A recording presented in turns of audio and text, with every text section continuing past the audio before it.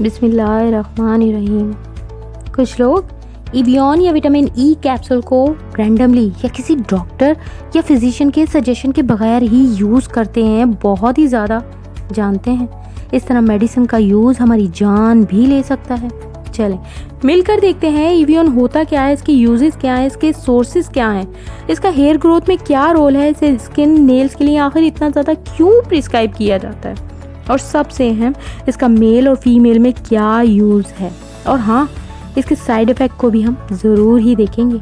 इवियन basically vitamin E का capsule होता है। विटामिन ई को आम जबान में टोकोफ्रोल कहा जाता है। यह मेडिकल टर्म में इसे टोकोफ्रोल के नाम से याद किया जाता है।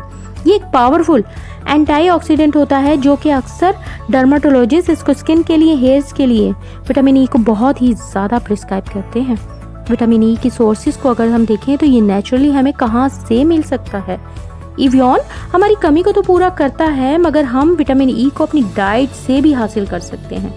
सनफ्लावर ऑयल, ऑलिव ऑयल, इसमें बहुत ज़्यादा मिकदार में विटामिन ई हमें नेचुरली मिल जाता है। इसके अलावा आम में, कीवी के अंदर भी हमें विटामिन ई मिल सकता है, और सबसे ज़्यादा अमाउंट में हमें विटामिन ई बादाम से हासिल कर सकते हैं। अब अगर हम इसके यूजेस को देखें तो ये तो तकरीबन सबको ही मालूम है कि विटामिन ई को डॉक्टर स्किन के लिए, नेल्स के लिए, हेयर के लिए बहुत ही ज़्यादा सजेस्ट करते हैं, और इसकी बेसिक वजह भी यही है कि विटामिन ई एक पावरफुल एंटीऑक्सीडेंट होता है। एंटीऑक्सीडेंट वो सब्सटेंस है जो आपके सेल डैमेज से रोकता है, और इसके साथ साथ विटामिन ई आपकी स्किन को भी तो मॉइस्चराइज रखता है। ये हमारी स्किन पर पड़ने वाली यूवी लाइट के बैड इम्पैक्ट को रोकता है, सनबर्न से हमें प्रोटेक्ट करता है। इसके अलावा स्किन के डिफरेंट इश्यूज़ यानी hyper pigmentation, dry patches, white patches और मुख्तलिफ इशू में भी ये हमारे लिए बहुत ही ज़्यादा हेल्पफुल रहता है।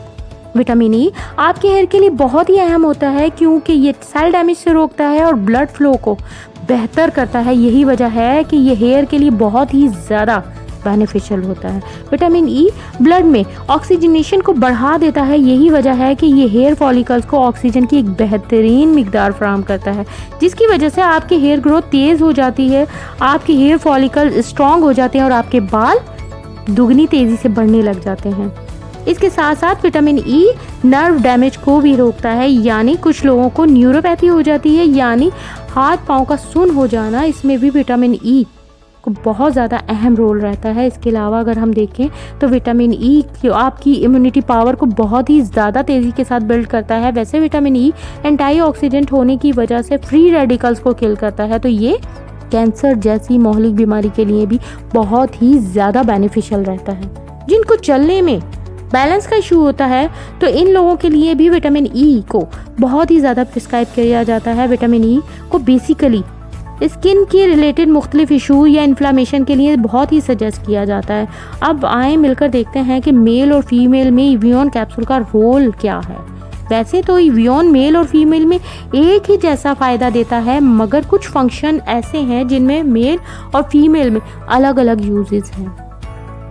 फीमेल की अगर हम बात करें तो इवियन कैप्सूल प्री मेंस्ट्रुअल सिंड्रोम के लिए विटामिन ई एक बहुत ही ज़्यादा बेनिफिशियल रहता है। इसके अलावा vitamin E pre menstrual cramps के लिए भी बहुत ही अच्छा होता है। इसके साथ साथ अगर हम मेल की बात करें तो मेल इनफर्टिलिटी के लिए बहुत ही हेल्पफुल होता है। ये मेल में टेस्टोस्टेरोन हार्मोन्स के लिए बहुत ही बेनिफिशियल है। अब हम इसके साइड इफ़ेक्ट पर भी नज़र डालते हैं। वैसे तो इवियन या विटामिन ई बहुत ही सेफ होता है, मगर अगर आप इसकी डोजेज नॉर्मल डोजेज से बढ़ा देंगे तो ये कुछ टॉक्सिसिटी को प्रोड्यूस करता है। इसके कॉमन साइड इफ़ेक्ट को अगर हम देखें तो सर में दर्द का होना, चक्कर आना, थकन का फील होना, स्टमक क्रैम्प्स का होना, मसूड़ों से या नेज़ल ब्लीडिंग का होना, स्किन पर रैशेस का हो जाना बहुत ही आम है। यहाँ सबसे अहम बात जो याद रखने की है वो ये है कि प्रेगनेंसी में भी 8 वीक्स तक इसका इस्तेमाल हरगिज़ नहीं करना चाहिए। अब हम इसके प्रिकॉशन पर भी एक नज़र डालते हैं, यानी इवियन कैप्सूल के इस्तेमाल के साथ साथ हमें किन बातों का बहुत ज़्यादा ख्याल रखना है।